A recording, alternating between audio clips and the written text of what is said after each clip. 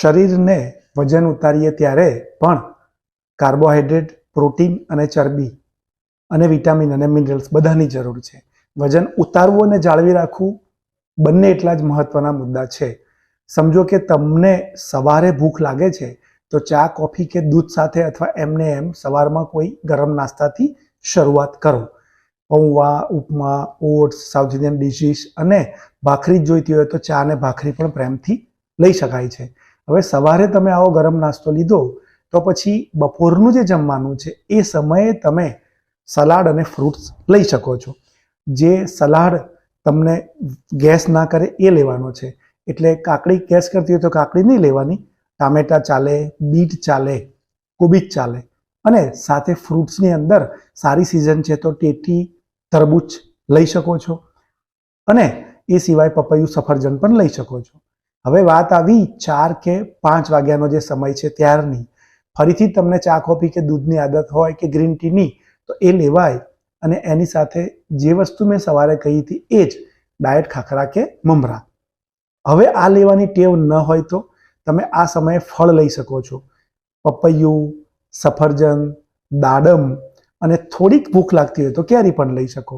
જે લોકોને વાયુ થઈ જતો હોય એ લોકો આ ટાઈમે એટલે કે 4-5 વાગે ટેટી, તરબૂચ ન લે. ન વાયુ થતો હોય તો ઉત્તમ, ટેટી, તરબૂચ તમે લઈ શકો છો. હવે વાત આવી ડિનરની. ડિનરની અંદર તમે જવ અને ઘઉં મિક્સ કરીને એની રોટલી અને શાક લઈ શકો છો. 70થી 80% જવ અને ઘઉંનો લોટ મિક્સ કરેલો હોય એને અડધો કલાક પહેલા ગરમ પાણીમાં બાંધો તો રોટલી સોફ્ટ થાય, રબર જેવી ન થાય. આ ન ભાવતું હોય તો તમે ઓટ્સ પણ લઈ શકો છો. અને એ સિવાય બીજો એક સારો ઓપ્શન છે મોનો ઓપ્શન, જેમાં તમે ફોતરાવાળી મગની દાળ અથવા તો ઢીલા મગ, આ જ તમારું ડિનર થઈ જાય. એની સાથે કંઈક ક્રન્ચી જોઈએ તો ડાયટ ખાખરા. એટલે શું થયું, રાત્રે તમે ભાત ખીચડી લો કે પૌવા લો તો એમાં કાર્બોહાઈડ્રેટ આવે તો એ વજન ન ઉતારવા દે. એટલે રાત્રે આપણે રાખ્યું પ્રોટીન અથવા તો જવની રોટલી જે વજન ઉતારવામાં મદદ કરે. હજુ ક્યાંક રહી જાય છે. જે લોકોને બપોરે ડિનરમાં ભૂખ લાગે છે એ લોકો બપોરે ડિનરમાં જવની રોટલીને શાક રાખે.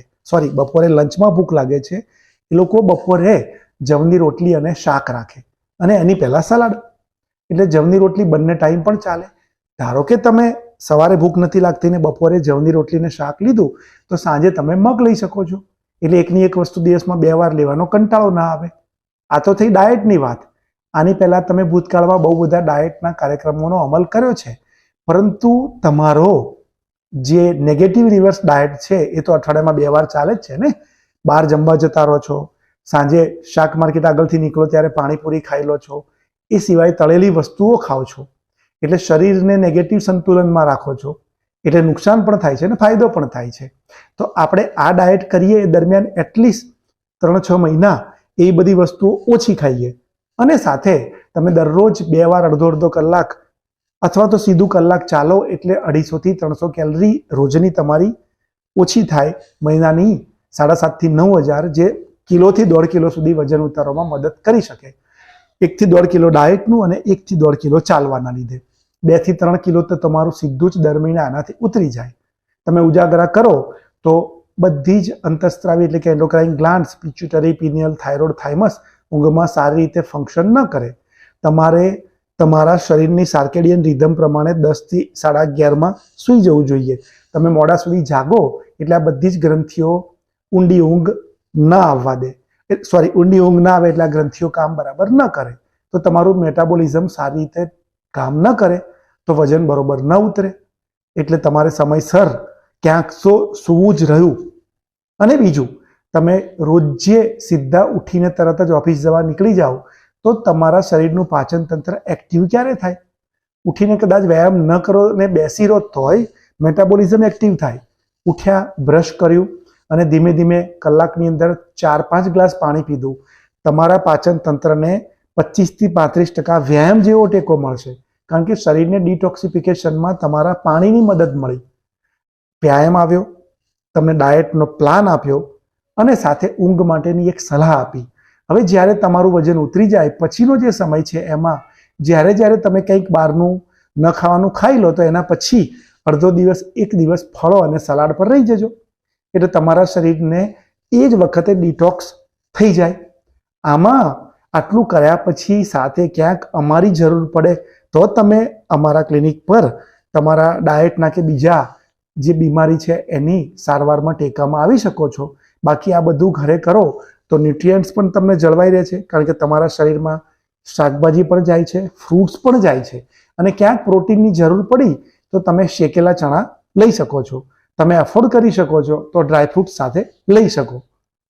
તમે તો સ્વસ્થ રહેવાના છો, પણ સાથે આ સારી વસ્તુને શેર કરો. તમે પાતળા થાવ અને બીજાને પણ પાતળા રહેવામાં મદદ કરો, કારણ કે તમે જે વહેંચો છો એ તમારી પાસે પાછું આવે છે. જે તમે પકડી રાખો છો એ તમારા કામમાં નથી આવતું, અને એ કુદરતનો ક્રમ તોડો છો.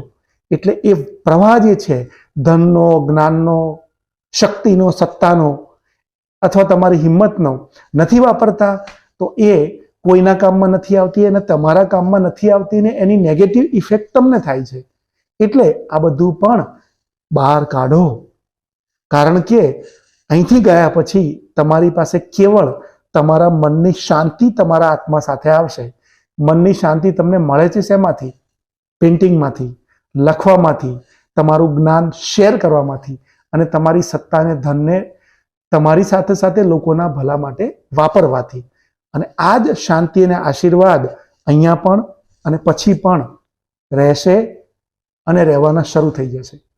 સ્વસ્થ રહો, મસ્ત રહો, શેર કરો.